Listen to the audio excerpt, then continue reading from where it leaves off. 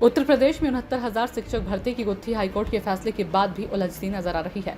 High court के फैसले के बाद यह तो साफ हो चुका है कि इस बहुचर्चित शिक्षक भर्ती में बड़े स्तर पर आरक्षित सीटों पर छेड़छाड़ की गई थी। आरक्षित वर्ग के अभ्यर्थियों के पक्ष में न्यायालय का फैसला आने के बाद अब नौकरी जाने से भयभीत जनरल कैटेगरी के अभ्यर्थियों की तरफ से हाईकोर्ट के फैसले के खिलाफ सुप्रीम कोर्ट में 2 याचिकाएं दायर की गई है, जो आरक्षित वर्ग के अभ्यर्थियों के लिए परेशान करने वाला विषय है। 69,000 शिक्षक भर्ती मामले में हाईकोर्ट के स्पष्ट फैसले के बाद नई सूची बनाने में बेसिक शिक्षा विभाग के अधिकारियों की हीला हवाली से आरक्षित वर्ग के अभ्यर्थियों का शक सही साबित हुआ है। अधिकारियों के हीला हवाली से मामला फिर लंबे समय के लिए फंसता हुआ नजर आ रहा है। वहीं आरक्षित वर्ग के शिक्षकों अभ्यर्थी परेशान तो जरूर है, किंतु उन्हें पूरा भरोसा है कि जिस सच को हाईकोर्ट झुठला नहीं सका और सच को सुप्रीम कोर्ट भी झुठला नहीं पाएगा। आरक्षित वर्ग के शिक्षक अभ्यर्थियों ने कहा कि उन्हें न्यायिक प्रक्रिया पर पूरा भरोसा है।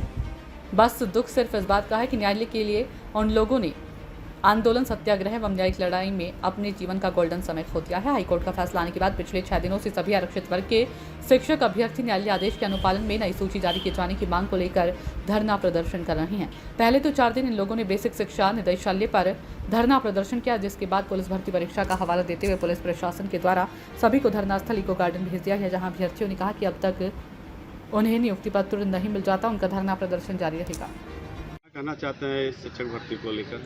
मैं धनंजय गुप्ता देवरिया से। हम लोग पिछले 4 सालों से एक ही बात रट लगाए हैं कि हमारे 69,000 शिक्षक भर्ती जो हुआ है, इसमें आरक्षण का बहुत बड़े लेवल पर घोटाला हुआ है।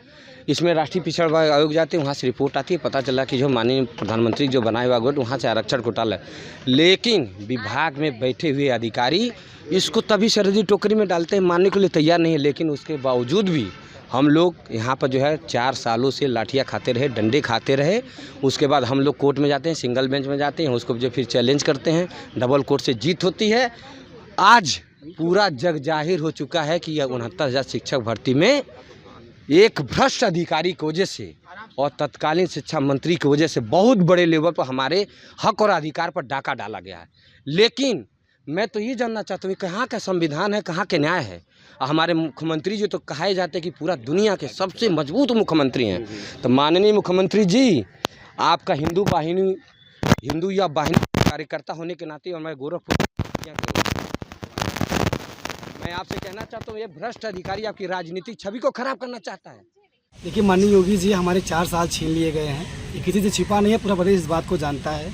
हमें जिस बात का डर था, बहुत सारे मीडिया भी आई और सवाल भी किए कि जब हाई कोर्ट का आदेश है तो आप लोग धरना क्यों कर रहे हैं, तो उसका शायद जवाब उन लोगों को मिल गया होगा कि धरना करने का उद्देश्य केवल ये था कि हमें हमारे समय पे नौकरी मिल जाए, हमें नियुक्ति मिल जाए। जो सपने हमारे अधूरे रह गए, जो हक अधिकार हमें 4 साल पहले मिल जाना चाहिए था, नहीं मिल पाया, उसका जिम्मेदार कौन है ये बाद में तय होगा। लेकिन पहले हमें हमारा हक मिल जाए, इसी बात का हमें डर था और वही हुआ। चीज़ें हाई कोर्ट से बढ़कर सुप्रीम कोर्ट की ओर जा रही हैं। अभी भी समय है आपके पास, हमें न्याय दे दीजिए। हम बहुत परेशान लोग हैं।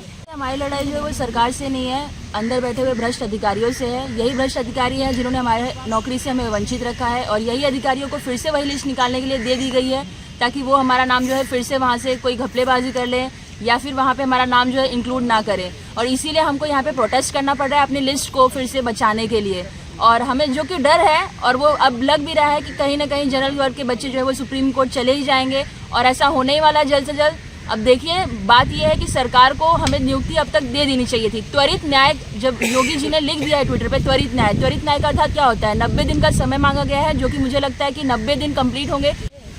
अभी तक कितना धरना हुआ, लेकिन सरकार हमारी बात नहीं सुनी। बस उनके पास एक ही बहाना रहता था, माननीय न्यायालय में विचाराधीन है आपका मामला। अब तो माननीय न्यायालय ने स्पष्ट आदेश दे दिया, लेकिन सरकार अभी भी नहीं कर रही है। हालांकि माननीय योगी जी ने अपना काम किया, उन्होंने अधिकारियों को बुलाकर मीटिंग करी और उन्होंने निर्देश भी दिए स्पष्ट कि इन बच्चों का होना चाहिए। लेकिन वो सब चीज़ें सिर्फ एक दिख ही रहा है, लेकिन धरातल रूप से कुछ नहीं हो रहा है।